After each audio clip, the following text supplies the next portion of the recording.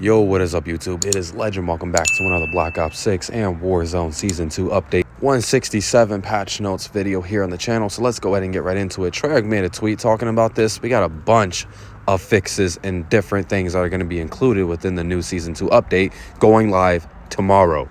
All right. The first thing they talked about was their anti-cheat being updated. Yes, it's going to be updated. Will the tools still work after this update? Hell yeah, they will.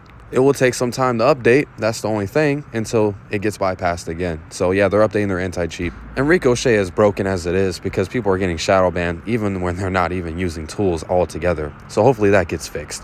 So we got the Season 2 Battle Pass, which will be new. Every single time a new season comes out, we get a new Battle Pass.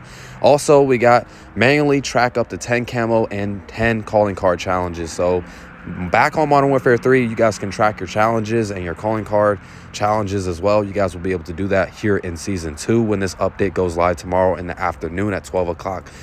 Now, for camos and camo challenges, players can now equip any unlocked special camos to a weapon as soon as they have unlocked any 5 military camos for that weapon. Previously, players needed to unlock all 9 military camos for at least one mode to equip special camos.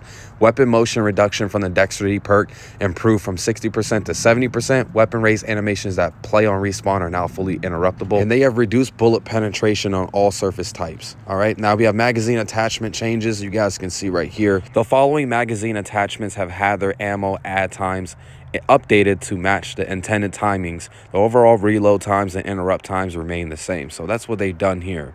All right, so you guys can see the fast mag 1, 2, and 3 and flip mag reload times have improved by 10% on all weapon classes excluding pistols. And melee, they removed screen flash from taking frontal bullet damage while holding a melee weapon. Another problem that I've been going through here on multiplayer. That's also a big one for me. Now, moving on, we do have our weapon nerfs and buffs. Most likely, the shotguns that you're seeing here have been buffed, as you guys can see from the patch from 166 from 167. They are comparing the detail stats that you're looking at from the previous update that we're on right now compared to 167 that's about to come out at midnight tonight. It's already out on Battle.net, but for Steam and all other consoles, they will be doing this as well. So the LMG also have gotten this as well, like the pre-fire delay improved from 55 ms to 20 ms. So a lot of these guns here are getting buffed a lot. All right, and I will be going through a whole detail about this shortly, but you guys can see with the snipers, they also called a damage buff as well. Another one that I was using the other day was the SVD, and it was really good. And at the same time, I hope they buff this one as well because it's really needing a buff. And you guys can see that here. So a lot of the snipers after update 167 have been buffed. And if you guys use certain attachments for them, they also have been buffed. The Strider .22 pistol, another pistol that definitely needed a huge update because it's so weak on multiplayer. I was getting hit markers with this on hardcore. All right, we have the Sarin 9mm that also got a buff. We got the launcher adjustments also getting buffed. So out of a whole, the XM4, the GPR91, the Jackal PDW, and the PP919 all caught a nerf in this new update. I don't know why they keep nerfing the Jackal PDW. It's already trash enough, but they want to nerf it again. But all the ones in green have been buffed. So for spawns logic has been adjusted to continue our efforts to reduce proximity to enemies when respawning. We've also added the ability to conduct live A and B testing with spawn changes to evaluate on a smaller scale. And if the results are positive, we will roll these changes out globally. This will allow us to be more agile with spawn changes. Another important one. Movement, reduce collision with teammates. This should improve the ability to maneuver around tight spaces like doorways with nearby enemies. Another big one for me. I'm only going over the important things that you guys need to know about. For ranked play, you guys can go on console and play ranked play on Season 2 and turn off crossplay. They don't want you playing with the hackers. And guess what? When the tools get updated, oh yeah, you guys can turn it off to be safe. So that means PC players are going to be playing with other hackers on ranked play after this new update goes live and the tools are all updated. Wonder how that go. But moving on, let's talk about Black Ops 6 Zombies. There's a lot of changes and bug fixes that they made in this update. So My biggest one here is the chopper gunner glitch. This also got patched in the new update, which I will be talking about. So general playlist updates. Close an exploit where disconnecting right as the player died would keep their saved game. Address an issue where joining after being kicked for AFK could give the player 2 of the same gobblegum. Gameplay, players who were kicked for inactivity in co-op games will have their loadout, essence, and all that good stuff when they come back into the game. That's been patched. Chopper gunner glitch. They addressed an issue where the player could continue to shoot the chopper gunner weapon after the streak has ended. So you guys can no longer do the chopper gunner glitch after update 167. Gobblegums, Dead Drop, Modified Chaos, and Quag Narak will be available in the Gobblegum drops with the new Season 2 update. Address an issue where restock Gobblegums will not immediately be available for use.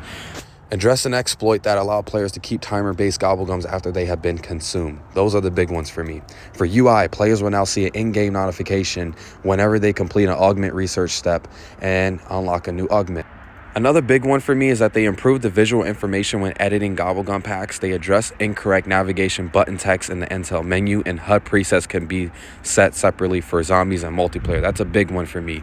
And these here are very important UI changes that they're doing, because now we can change the HUD presets. You can separate them from zombies and multiplayer. That's a big, huge one. But overall, they're trying to polish the game and make it a lot more better.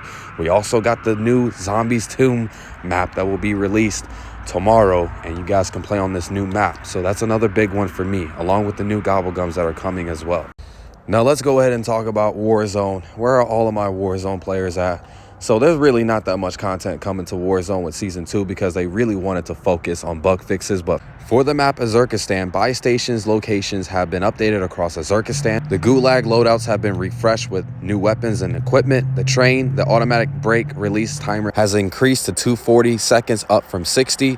In Area 99, 2 additional buy stations have been added to Area 99. And here are our Season 2 playlists. From tomorrow all the way to February 20th, that is the modes that we will be playing on. For crossplay, for ranked play, on multiplayer, for ranked, and also on Warzone ranked, all of my console players out there can turn off crossplay if they don't want to play with PC players. You guys can do that now. All right, for buy stations, all buy stations, including deployable and standard ones, now close at the beginning of the final circle announcement. Deployable boxes, utility boxes, such as munition boxes, armor boxes, and others can no longer be placed in the gas. That's another big one for me. Score events. Added a new splat score event in Battle Royale, which triggers when a player is eliminated while parachuting or skydiving. And down here below, we got experience balance. So if you guys are playing any of these modes, they have increased the XP rates for your XP for playing and weapon XP. Plunder has gotten the biggest buff out of all of them. So quality of life updates or highlights. We have advanced UAVs, now display elevation arrows to indicate player altitude. Warzone barracks, the button layout in the Warzone barracks has been reorganized to match the structure used in multiplayer and zombies. Ammo caches, ammo cache depots now function like munition boxes, dropping additional ammo and equipment on the ground. So pinging buyback flares, players can now ping the flares from buybacks to better alert their teammates. Match stat tracker, the font used in the match stat tracker has been adjusted for improved readability, especially at lower resolutions. Detailed weapon stats, new stats have been added, and the layout has been redesigned to prioritize data clarity and accessibility. And then down below, we have some fade distant changes that they've done. All right, for combat body shield, victims are no longer automatically released mid-air. The outline of the victim previously visible through walls has been disabled. Players can no longer release a victim without executing them first. For movement jumping, they increase both jump speed and successive jump height with one unmodified successive jump. For parachute, they increase the speed of the parachute cut animation, making cutting a parachute and readying your weapon significantly faster. They increase player velocity when landing from a cut parachute as well. Also, Modern Warfare 3, Modern Warfare 2, and Black Ops 6 reload speeds have been increased from 5% to 20%. Another good buff here for all of our other guns. For bullet penetration, they made it a lot more better for thicker walls in particular. Weapon swap has been increased by 10%. Reduced sprint to fire penalty when jumping from 35% to 10%. Reduce the aim down sight jump speed penalty by 25%. So that's what they've done. Lootable perks. The available perks from ground loot have been updated to include, which you guys can see right here, lootable weapons. All ground loot weapon builds have been refreshed for the new season. And this also goes for Season 2 weapons that have been added to ground loot pool. And there's a ton, I mean tons, of bug fixes that they've done. It's so many bug fixes, bro.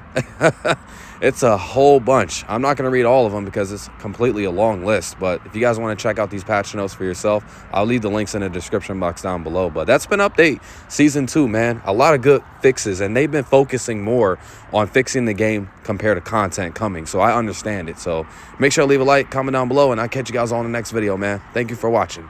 Peace out.